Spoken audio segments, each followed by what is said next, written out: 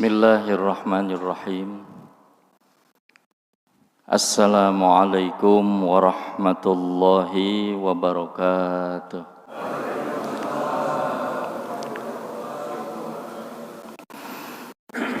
Para jamaah sekalian sehat ya?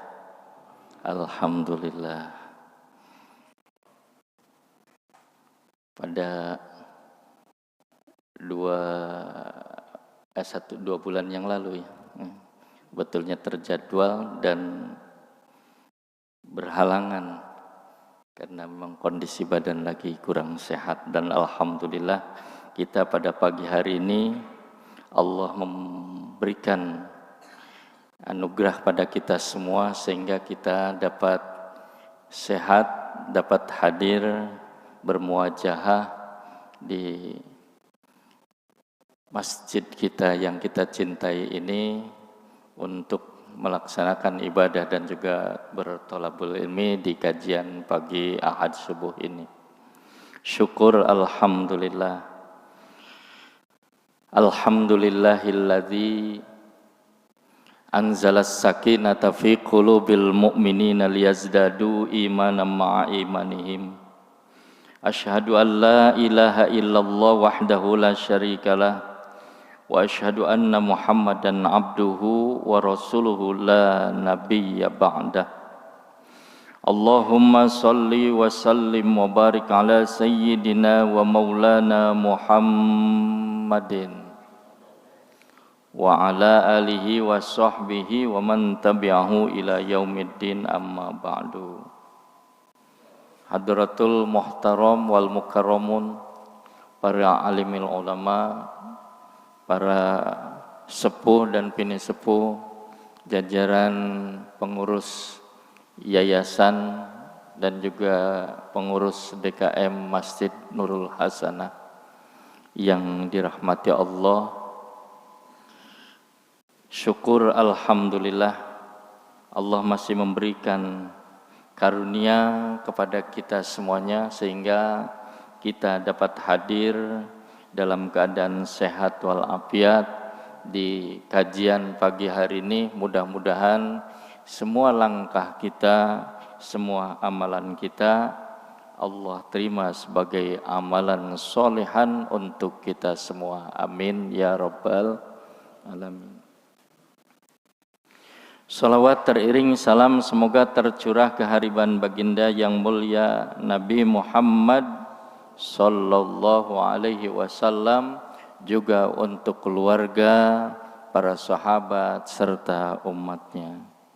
Para hadirin, para jamaah sekalian yang dirahmati Allah, marilah kita ikhlaskan hati kita untuk mencari ridha Allah, menuju amalan yang betul-betul yang bisa menyampaikan kita kepada kebaikan-kebaikan, amalan-amalan yang dapat membawa atau membantu kita untuk menambah amal soleh kita, sehingga pada akhirnya mudah-mudahan kita bisa memperbaiki amalan kita yang kurang menjadi lebih baik, ya, menjadi bertambah, yang kurang sempurna menjadi sempurna, dan mudah-mudahan kita sampai pada akhir hayat dalam keadaan husnul khotimah. Amin ya rabbal alamin.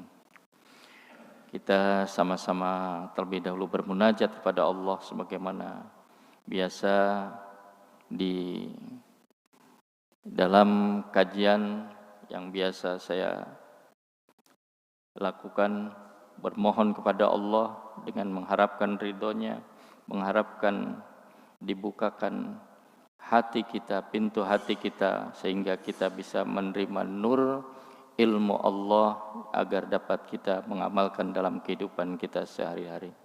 Bismillahirrahmanirrahim. Allahumma inni as'aluka ilman nafi'a wa rizqan wasi'an mubarakan wa halalan thayyiban wa amalan mutaqabbala. Allahumma faqihni fid din wa 'allimni bit ta'wil.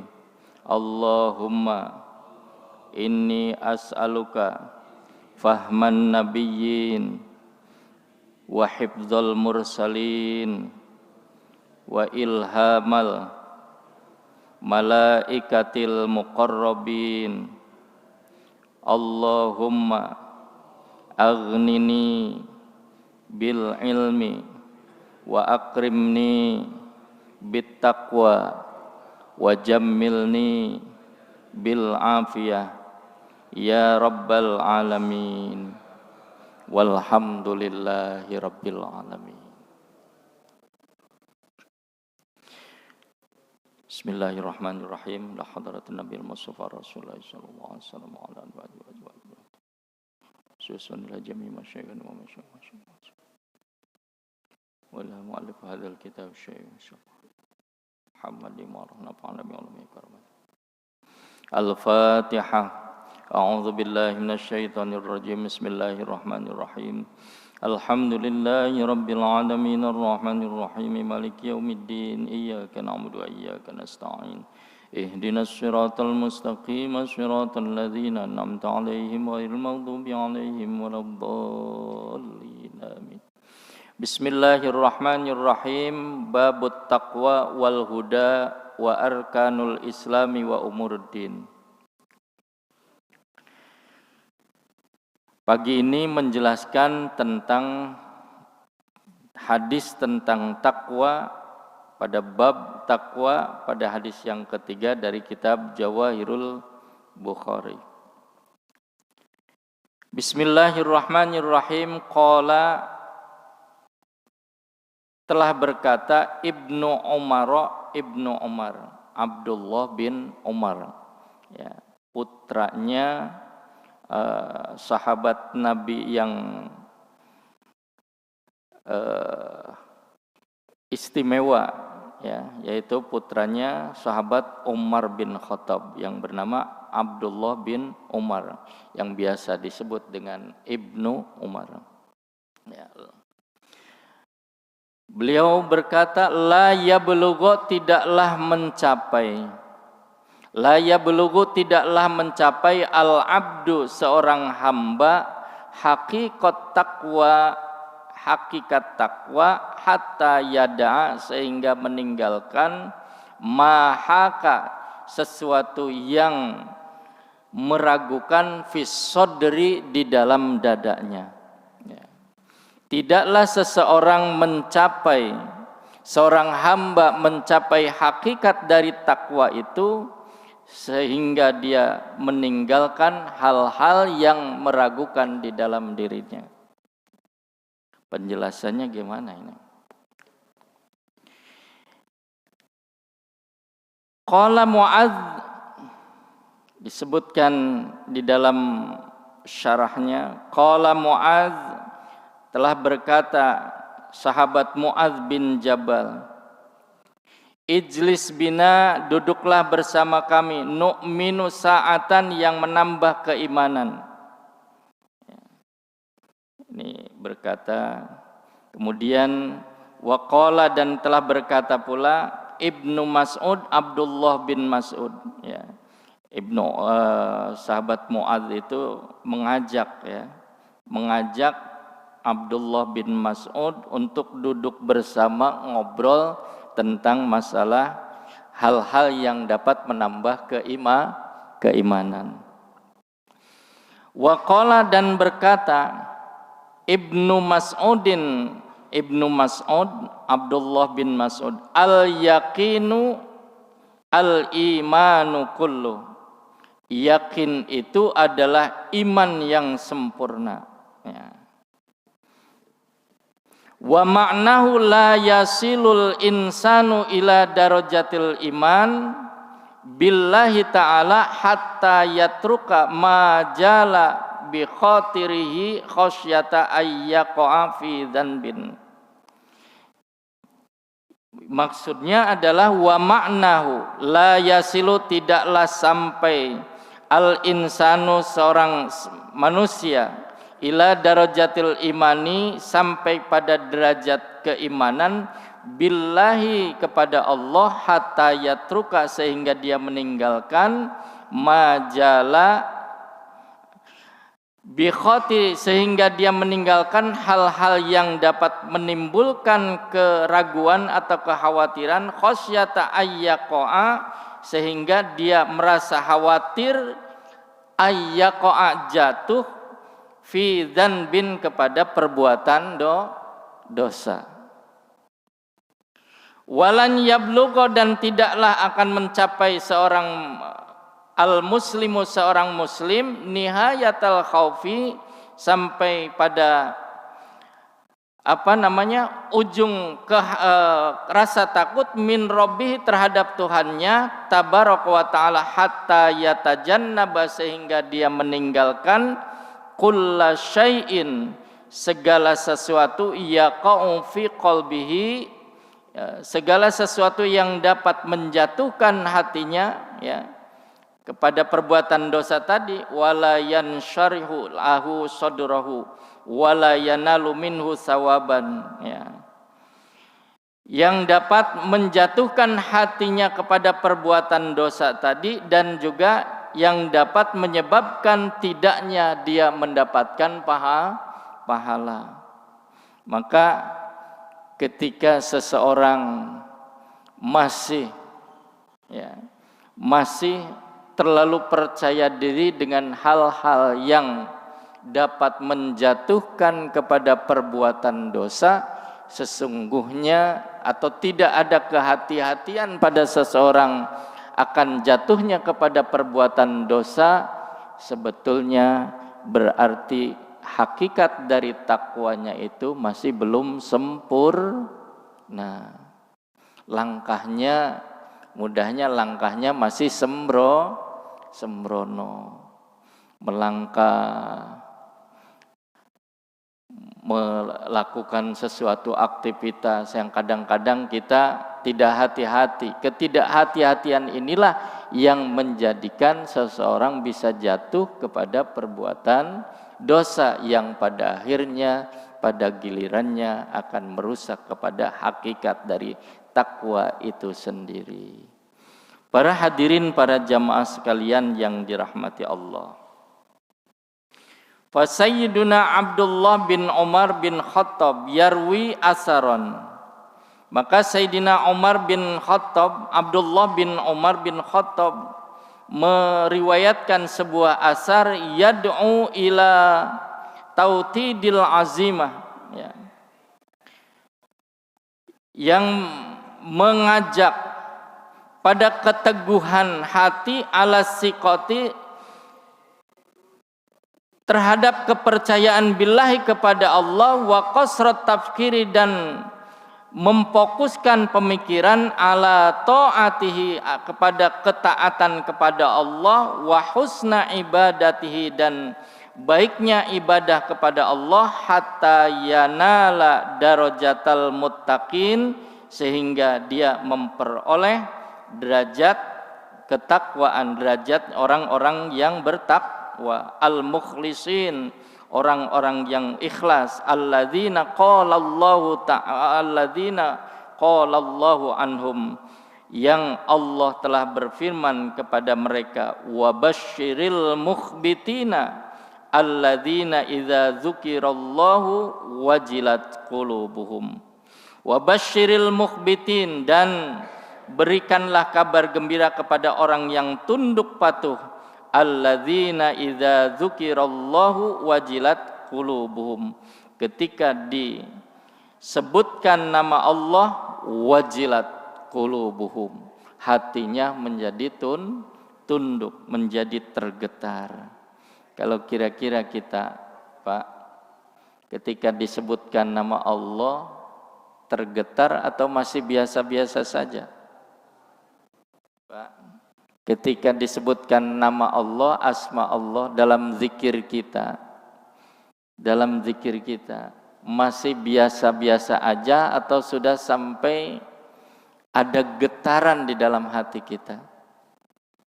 Kalau masih biasa-biasa saja, ya, berarti kita belum sampai kepada derajat orang-orang yang diberikan kabar gembira tadi oleh Allah, orang-orang yang tunduk patuh kepada Allah. Ya. Tapi ketika di dalam zikir kita, misalnya subhanallah, subhanallah, subhanallah, sambil kita merenungi akan keagungan Allah, kemahasucian Allah, bahwa kita ini tidak ada apa-apanya.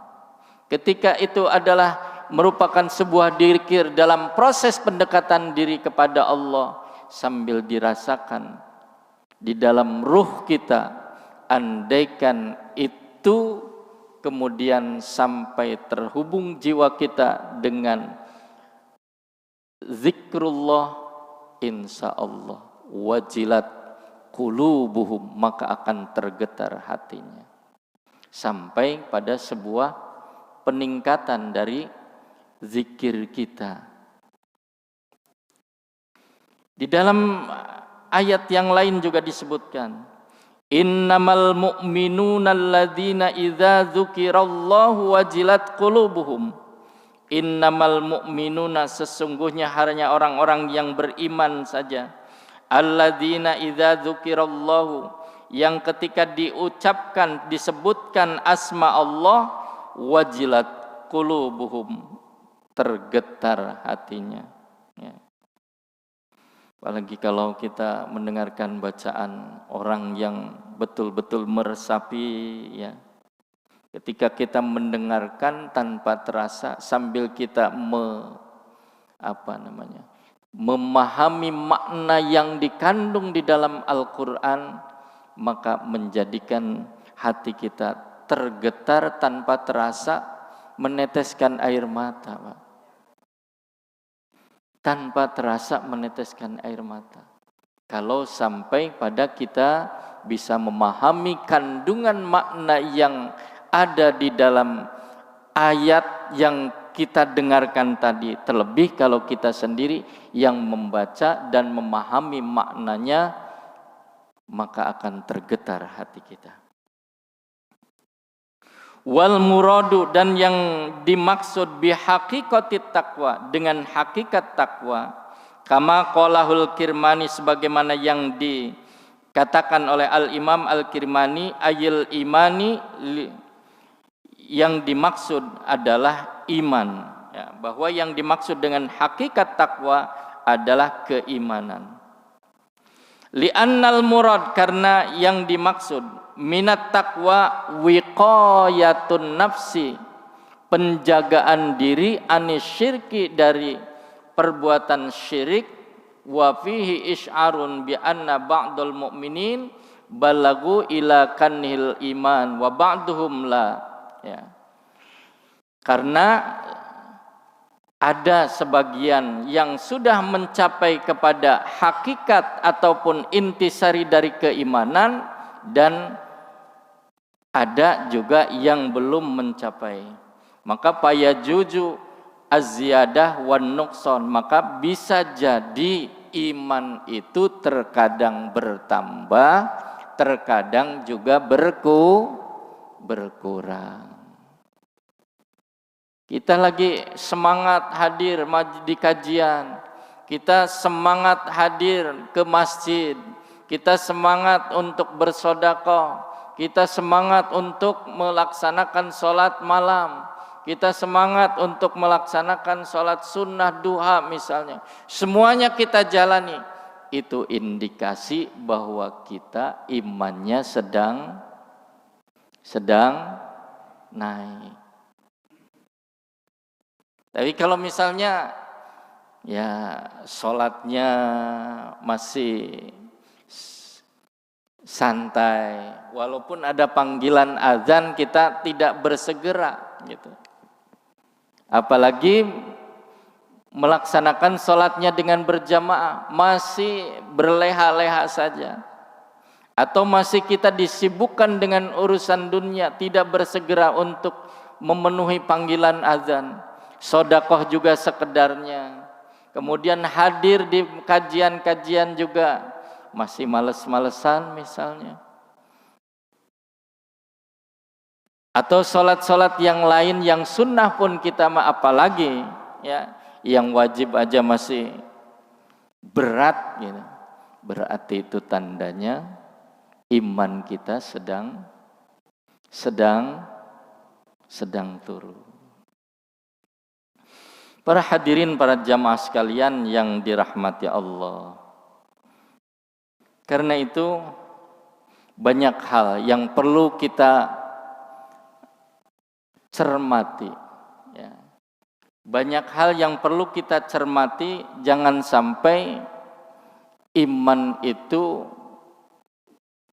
yang ada dalam diri kita sampai pada derajat yang paling bawah, yang pada akhirnya terlebih lagi kalau misalnya ketika iman kita berada di level yang paling bawah, itu ujung kehidupan kita. Na'udzubillah min dzalik. Pada akhirnya kita akan termasuk ke dalam golongan orang-orang yang su'ul khotimah. Pak, kita kan pengennya hidup di dunia bahagia ya Pak ya. Pak, di dunia bahagia, di akhirat juga bahagia. Pengennya kan begitu. Kira-kira kalau kita boleh memilih ya pilihannya nggak pakai atau, pilihannya nggak pakai atau, mending sengsara di dunia, bahagia di akhirat, bahagianya di dunia, atau sengsara di akhirat, atau yang ketiga bahagia dunia, bahagia di akhirat. Pasti pilihannya pilihan yang ketiga. Hanya saja memang ketika sampai pada pilihan yang ketiga sebagai pilihan yang sempurna, tentu seringkali kita berat untuk melakukannya. Memang butuh perjuangan. Kayak kita lagi enak-enaknya tidur, Pak. Sekarang nih tadi pagi, subuh, lagi enak-enaknya tidur, Pak Ustadz manggil dengan kumandang azannya. Datang, kalau ngikutin nafsu mah. Kalau ngikutin nafsu, enaknya enak tidur apa bangun, Pak? Enaknya tidur apa bangun? Enaknya tidur, lanjut. Tapi itulah perjuangan kita untuk mencapai sebuah cita-cita, untuk mencapai bahagia, tidak hanya bahagia di dunia, akan tetapi juga bahagia dunia dan akhirat. Makanya disebutkan juga di dalam Al-Quran,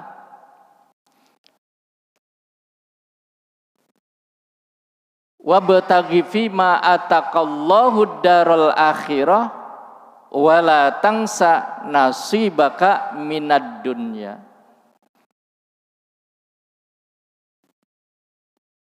Carilah wabtaghi fima ataqallahu daral akhirah, apa yang Allah anugerahkan, fima ataqallahu daral akhirah, dalam kehidupan akhirat.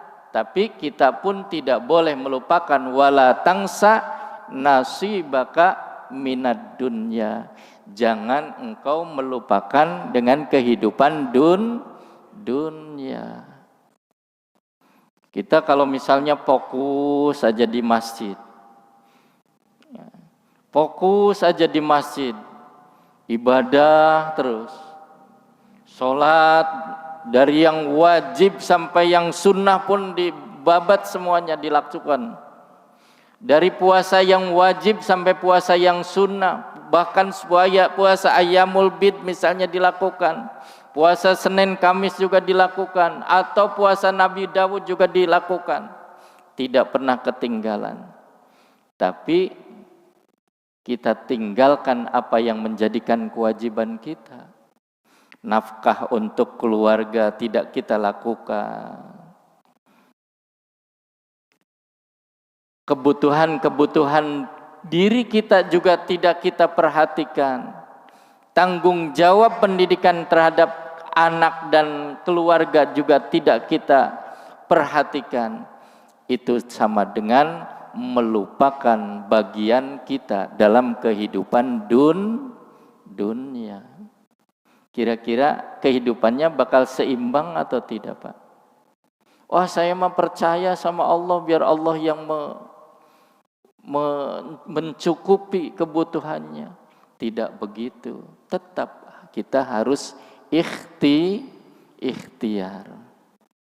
Ikhtiarnya dengan apa? Ya, apa yang kita lakukan, yang bisa kita lakukan, yang menjadi tanggung jawab kita dalam urusan dunia kita lakukan, dalam urusan akhirat juga kita tidak tinggalkan. Itulah yang dinamakan dengan kehidupan yang seimbang. Para hadirin, para jamaah sekalian yang dirahmati Allah. Fahadhihi hikmatun jalilatun shadiratun an rajulin qala anhu sayyiduna wa maulana Rasulullah sallallahu alaihi wasallam, inna abdullah rajulun salihun wa kana katsirus shadaqah farubbama tasaddaqa fil majlisil wahid bisalasina alfan wa yatiru fil mutaba'ati li Rasulillah sallallahu alaihi wasallam wa i'radihi 'anid dunya wa maqasidihi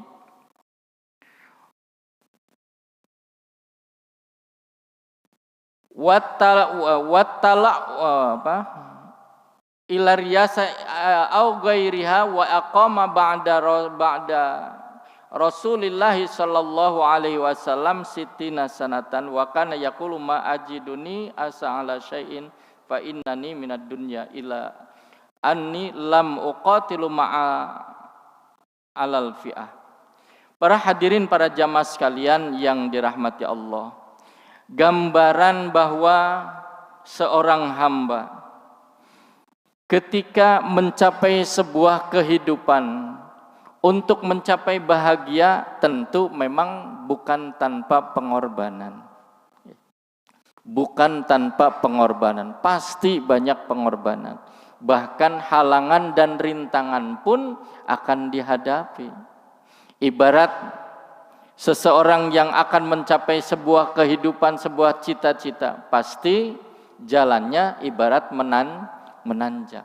Berat untuk dilakukan, tapi apabila kita niatkan karena Allah, apabila kita fokuskan hati kita kepada Allah, niscaya insya Allah apa yang dilakukan akan menjadi ringan. Betul apa enggak, Pak? Kita menjadi ringan. Biarpun kita ngantuk, Pak. Biarpun kita ngantuk. Kalau kita sudah fokus kita bahwa yang akan kita temui adalah zat yang menjadi kekasih kita, yaitu Allah. Kerinduan kita untuk menghadap kepada Allah dalam taqarrub kita di salat kita, insya Allah yang terjadi adalah kedekatan kita, pengharapan kita dapat bertemu dengan zat Allah yang maha mulia. Di dalam hakikat atau pengertian dari ihsan, an ta'budallaha ka'annaka tarahu, hendaknya kita menyembah kepada Allah ka'annaka tarahu, seakan-akan engkau melihat Allah. Kita sholat seakan-akan kita yakinkan bahwa kita sedang melihat Allah. Pak, para jamaah sekalian yang dirahmati Allah, kita bisa ketika kita beribadah, ketika kita sholat, di dalam hati sanubari kita, kita yakinkan bahwa kita sedang melihat Allah.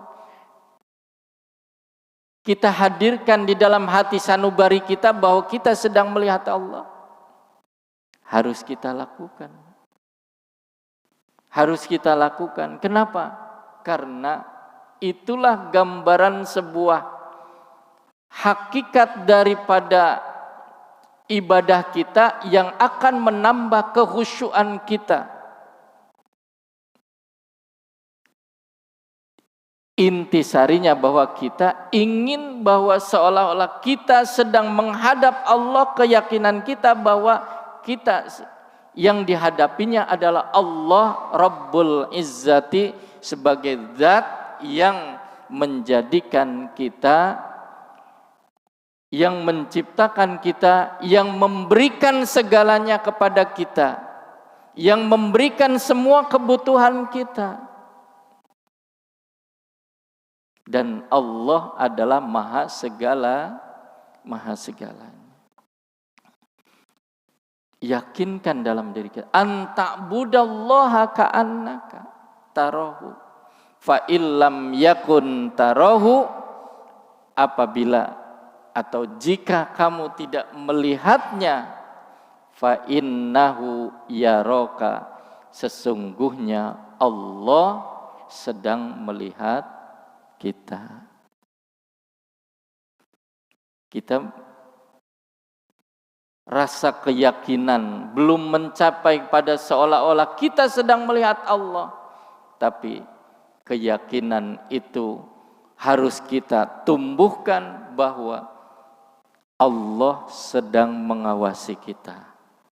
Itulah hakikat dari takwa. Hakikat dari keimanan yang menjadikan kita ada rasa kehati-hatian. Hati-hati dalam bertindak, hati-hati dalam berucap, hati-hati dalam semua tindak tanduk kita, karena semua aktivitas kita diawasi oleh Allah. Diawasi oleh Allah. Para hadirin pada jamaah sekalian yang dirahmati Allah. Ya. Ketika hati kita sudah merasa selalu diawasi oleh Allah, akan menjadikan kita dalam segala ucapan, tindak dan tanduk perbuatan kita juga akan semakin lebih menjaga diri. Ibarat kita, Pak, lewat di lalu lintas, sedang mengendarai kendaraan, ya, mengendarai kendaraan di jalan raya.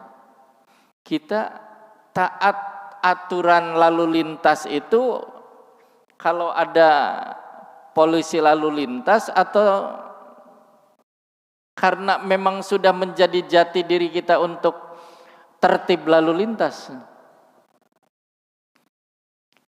Kalau sudah menjadi jati diri kita untuk tertib berlalu lintas, tanpa ada polisi, tanpa ada tilang etle pun kita tetap taat berlalu lintas. Tapi kalau misalnya kita tertib lalu lintas karena ada Pak Polisi saja, atau karena ada pantauan tilang elektronik, ya, maka tertib lalu lintas kita masih semu. Ketika tidak ada pantauan, bisa jadi lawan arus. Betul nggak, Pak? Lawan arus. Kenapa? Polisinya nggak ada, yang nilang juga nggak bakalan ngelihat, gitu ya, Pak ya. Begitupun dalam kehidupan kita, ya. Kalau kita tidak merasa bahwa hidup kita itu tidak diawasi oleh Allah, maka kita akan seenaknya, ya. Itu ada minuman, ya, misalnya minuman, Ya kalau minum air putih, kopi, teh nggak apa-apa. Kalau minumannya khamr gitu ya Pak ya. Ya. Mau coba-coba gitu misalnya. Mau coba-coba nggak ada yang ngawasi ini. Pak Ustadz jauh nggak kelihat gitu ya.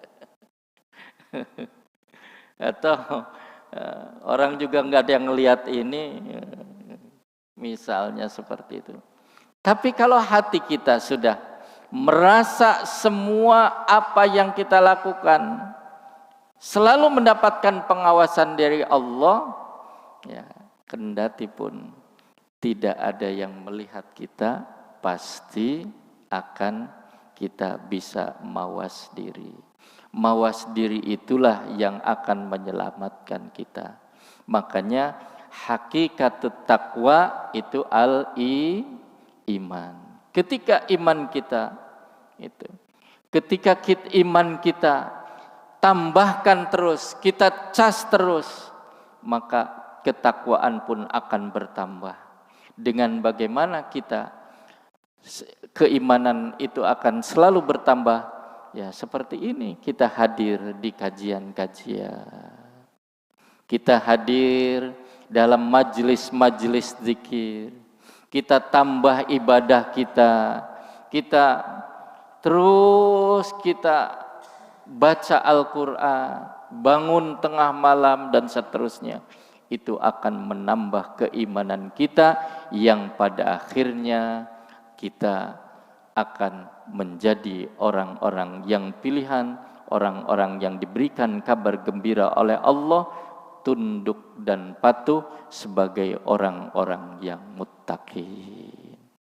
Sampai jam berapa kita? Sudah masuk syuruk? Oh belum. Ya. Barangkali ada yang ditanyakan.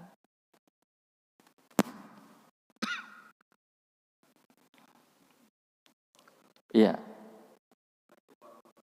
Waalaikumsalam warahmatullahi wabarakatuh.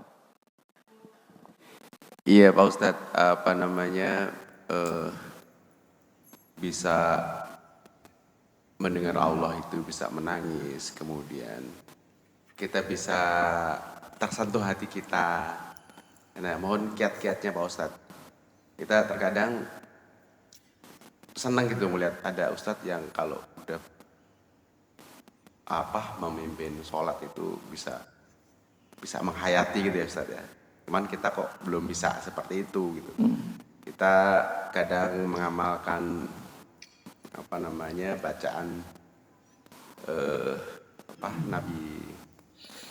Nabi Musa ya yang ditelan ikan itu ya. Itu kan kita mengakui bahwa kita tuh orang zalim gitu. Tapi sampai sekarang pun kita juga belum bisa kayak gitu. Ustaz. Ya, mohon kiat-kiatnya Ustaz. Tapi yang proses ya menuju ke sana. Ya. Amin. Yang kedua, kita ini terkadang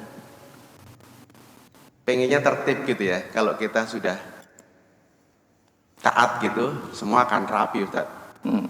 Di jalan pun juga sama. Supaya naik ke jembatan penyeberangan pun juga harus dipagar Ustaz. Kalau nggak dipagar juga dia akan lihat bawah juga. Nah, hal-hal seperti ini mohon kiat-kiatnya Ustaz. Kemudian untuk bisa memperbesar jamaah kita ini Ustaz, mohon kiat-kiatnya juga. Sebenarnya kiat-kiatnya untuk jamaah yang ini bisa lebih gede lagi gitu. Kalau jamaahnya lebih besar gitu ya, akhirnya di masyarakat juga lebih enak juga. Apalagi kalau udah masyarakatnya sudah semua bertakwa itu, insya Allah hidup kita nyaman Ustaz. Terima kasih Ustaz. Assalamualaikum warahmatullahi wabarakatuh. Waalaikumsalam warahmatullahi wabarakatuh. Memang untuk mencapai satu keadaan sholat yang bisa membawa kepada kekhusyuan itu rada lumayan beratnya, tapi tidak berarti tidak bisa diupayakan. Ya. Memang kalau kita mengambil contoh khusyuknya sholat yang dilakukan oleh para sahabat dahulu, sampai-sampai Sayyidina Ali ketika terluka karena tertusuk anak panah, cabutlah ketika aku sholat, katanya. Ketika aku sholat. Jadi ketika sholat sudah sampai pada satu keadaan di mana kita sudah melupakan segalanya, itulah sebetulnya sholat yang khusyuk. Sudah hilangkan pikiran-pikiran. Tapi kadang-kadang kalau kita sholat yang tadinya nggak ingat, jadi ingat ya Pak ya. Betul nggak Pak? Ketika kita sebelum sholat tuh nggak ingat, apalagi misalnya dompet gitu. Begitu Allahu Akbar, takbir, yang nggak ingat, kita akan terbawa arus. Para hadirin, para jamaah sekalian yang dirahmati Allah, maka para ulama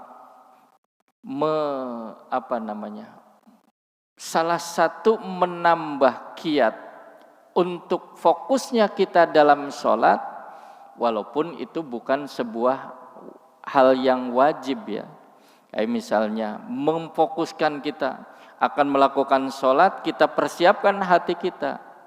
Walaupun namanya niat itu adalah hudurul fil qalbi, ya.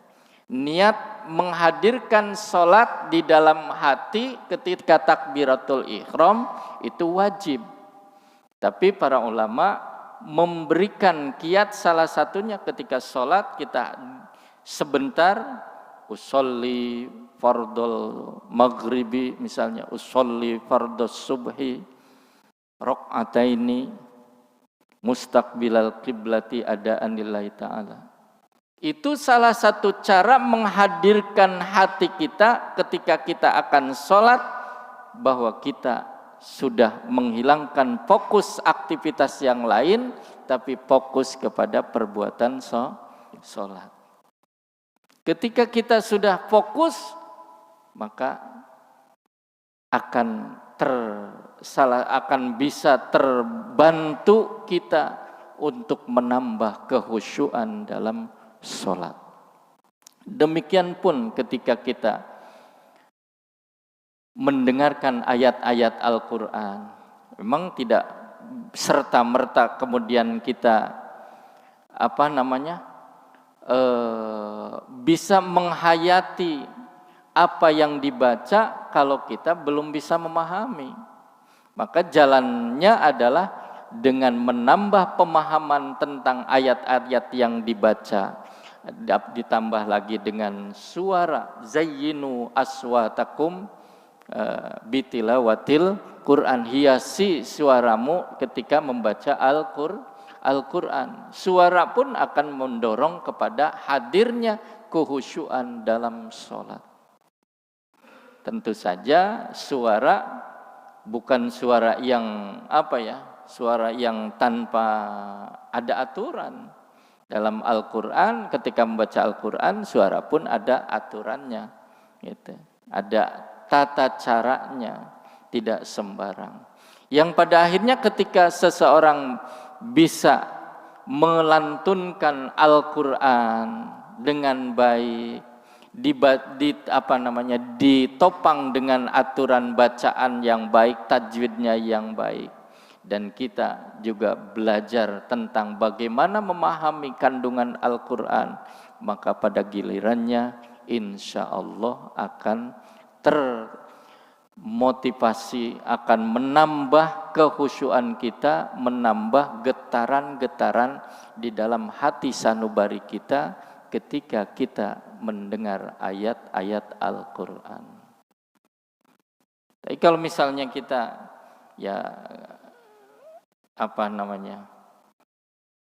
ketika membaca ayat surat Al-Ikhlas, Qul huwallahu ahad, Allahu samad, tidak paham maksud yang ada di dalamnya, ya hampa saja. Hampa, tidak ada kesan apa-apa. Tapi ketika kita paham dengan apa yang dimaksud, Qul huwallahu ahad, katakan bahwa Allah itu esa. Allahus somad. Allah itu tempat bergantung. Lam yalid walam yulad walam yakul lahu kufuwan ahad. Allah tidak beranak dan tidak pula diperanakan dan tidak ada seorang pun yang setara dengan dia. Maka ketika pemahaman akan hakikat dari surat Al-Ikhlas terhunjam di dalam hati sanubari kita, insya Allah akan menambah kepada keimanan kita. Memang ya terus dengan banyak hadiri kajian, itu akan terus dicas berarti kita. Iman kita, keyakinan kita, ketakwaan kita. Dan ketika diaplikasikan, jadi imannya itu tidak hanya ketika berada kita di dalam masjid, tapi juga dibawa keluar masjid. Akhlak kita di masjid kita bawa keluar. Insya Allah itu akan menjadikan syiar. Jangan aktivitas di luar dibawa ke masjid. Di luar banyak hiruk pikuk, banyak perselisihan, dibawa ke masjid. Nah, pada akhirnya akan menimbulkan suasana yang tidak kondusif. Baik, mangga. Waalaikumsalam warahmatullahi wabarakatuh. Definisi ihsan, anta budallaha ka'annaka tarahu fa illam takun tarahu fa innahu yarak. Ketika pemahaman yang rancu ataupun dianggap salah mengimajinasikan Allah semacam itu, untuk mengantisipasinya gimana? Dikarenakan kan di antara akidah non ahlu sunnah wal jamaah ada mengimajinasikan Allah.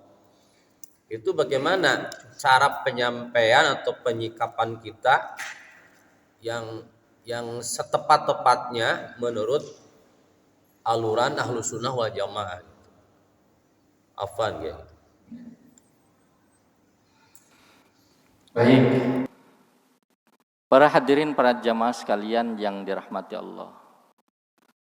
Pemahaman akidah ahlus sunnah wal jamaah tentang bagaimana Allah itu ya wujud zat yang tidak bisa digambarkan, ya.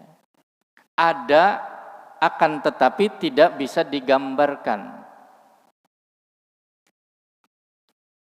Tapi tidak berarti bahwa kita tidak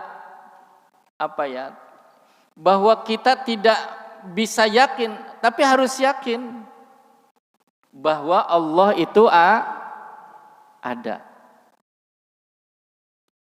Lalu Allah itu seperti apa? Kita tidak boleh menggambarkan Allah itu seperti apa, Allah itu keadaannya bagaimana, ya.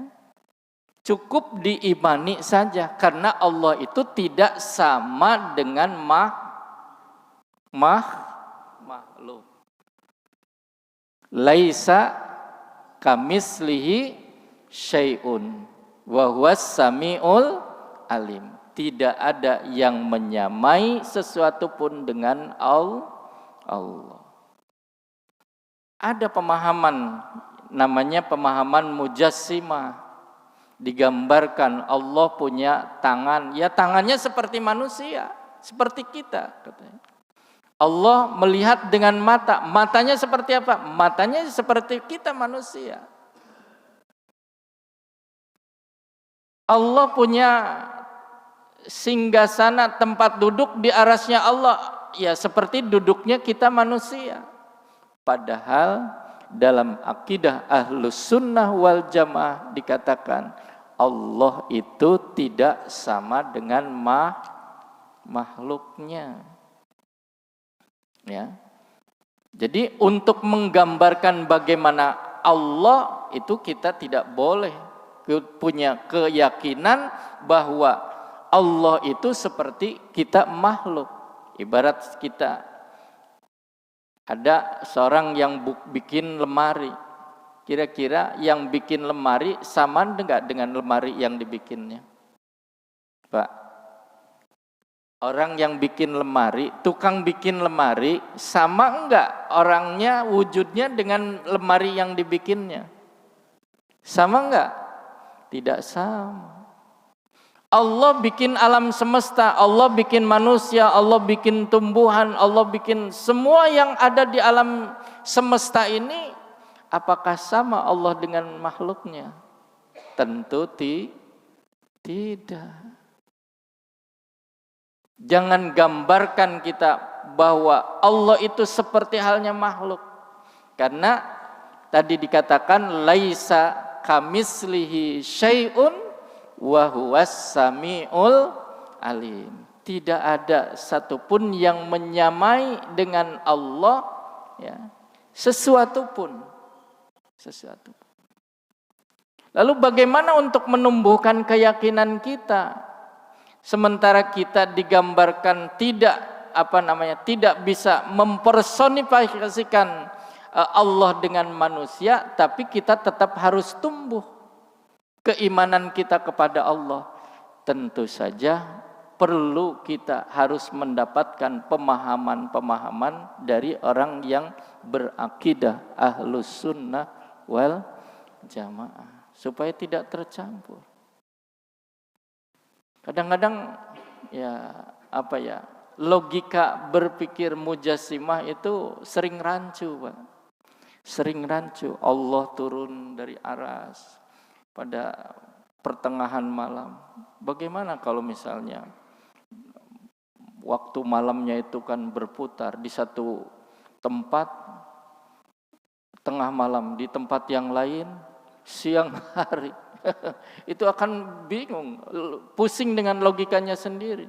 Allah akan turun. Iya, turunnya seperti manusia turun dari dari atas ke bawah. Padahal tidak seperti itu. Rahmatnya Allah yang akan turun kepada manusia. Begitu. Ada lagi? Mangga. Waalaikumsalam warahmatullahi wabarakatuh.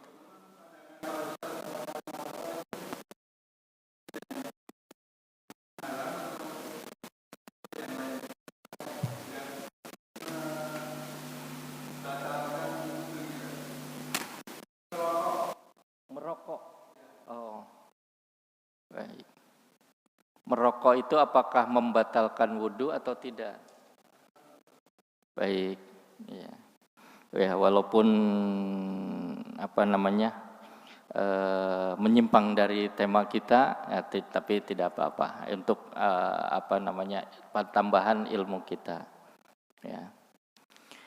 Yang membatalkan wudhu itu bagi kita bermadzhab Syafi'i, ya, satu, keluarnya sesuatu dari kubul maupun dubur, ya, baik yang padat maupun yang tidak kelihatan, ya, kecuali mani, sperma, itu tidak membatalkan. Yang kedua, hilangnya akal, ya, karena tidur atau karena mabuk, kecuali tidurnya orang yang duduk, yang menetapi tempat duduknya, kayak kita duduk nih begini, dalam keadaan sila, pantat kita tertutup, ya. Kemudian yang membatalkan wudhu bertempelan kulit antara laki-laki dan perempuan yang bukan mahram, ya. Kalau anak laki-laki dengan ibunya atau anak perempuan dengan ayahnya, itu tidak membatalkan karena mahram. Yang selanjutnya adalah menyentuhnya seseorang ke alat kelaminnya menggunakan telapak tangan, halqati duburihi, ya, bagian duburnya atau kubulnya dengan menggunakan telapak tangan.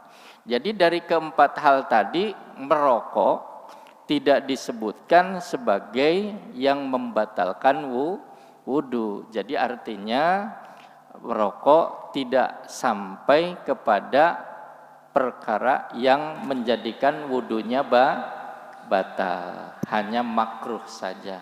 Ketika mau sholat misalnya kita merokok dulu, ya mestinya kita ketika akan menghadap Allah, ya kita pakai wangi-wangian, kita bersihkan diri kita gitu. Makanya bahkan ada yang lebih ekstrim, merokok itu malahan termasuk perkara yang haram ya. Tapi walaupun misalnya ada yang mengatakan begitu, ya kita masih sampai pada derajat makruh saja dan tidak sampai membatalkan wudunya, begitu Pak.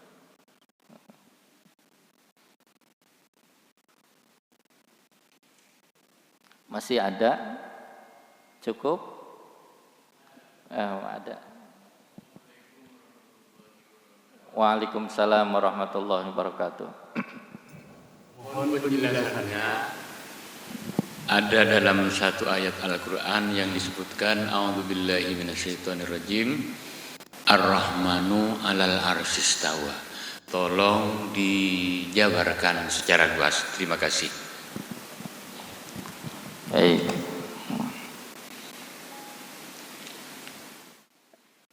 Ini juga menyangkut dalam akidah ya. Kalau di sini ada materi tentang akidah juga, Ustaz. Materi tentang akidah.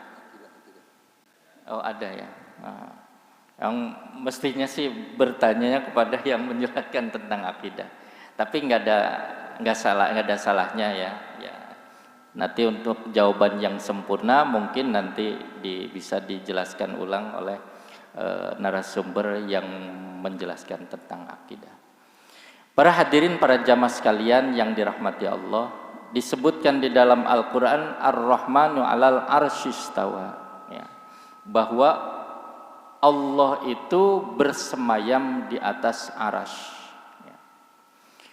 Penjelasan dari akidah Ahlus Sunnah wal Jamaah seperti tadi sudah dikatakan bahwa Allah itu tidak sama dengan makhluk. Ya, itu kata kuncinya. Bagaimana kita tidak boleh ada di dalam pikiran kita tidak boleh ada gambaran Allah itu seperti apa, Allah itu melakukan melakukan perbuatan apa dengan arasnya, itu tidak boleh kita punya pemikiran seolah-olah Allah itu seperti makhluk duduk di atas aras. Duduknya seperti apa? Ya, nggak usah kita pikirkan sampai ke sana. Ya, nggak usah berpikir. Tafakkaru fil khalqi, tafakkaru fil khalqi wala tafakkaru fil khaliq. Berpikirlah kita tentang makhluk, tapi jangan kita banyak berpikir tentang pencipta. Enggak nyampe, ya, tidak nyampe kita, ya.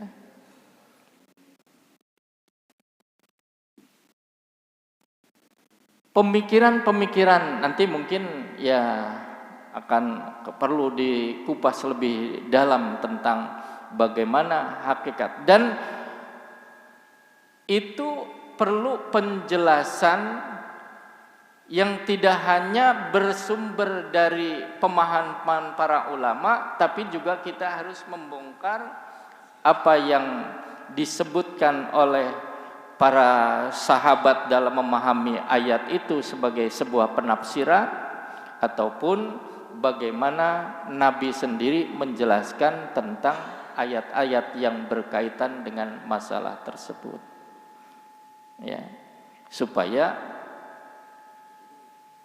akidah kita tidak melenceng, gitu, supaya akidah kita tetap merunut kepada pemahaman salafus soleh. Kalau kita berpikir atau menjelaskan hal tersebut kemudian hanya semata-mata dengan logika, nggak akan, seringkali dikacaukan oleh logika kita sendiri. Nah, jadi penjelasannya, Allah bersemayam di atas aras, duduk di atas singgah aras itu apa? Singgasana Allah, kebesaran Allah. Duduknya seperti apa? Enggak perlu kita punya ada gambaran seolah-olah Allah seperti duduknya kita di atas kursi. Bukan begitu. Ya, hilangkan pemikiran itu. Pegang dalam hati sanubari kita, tafakkaru fil khalqi wala tafakkaru fil khaliq. Ya. Berpikirlah kita tentang makhluk, tapi jangan berpikir tentang khalik, tentang pencipta. Itu saja mungkin, Pak. Ya, sama-sama. Masih ada? Cukup? Sudah masuk waktu isyraq? Sudah ya. Saya rasa mungkin pembahasan kita untuk sementara ini sampai di sini.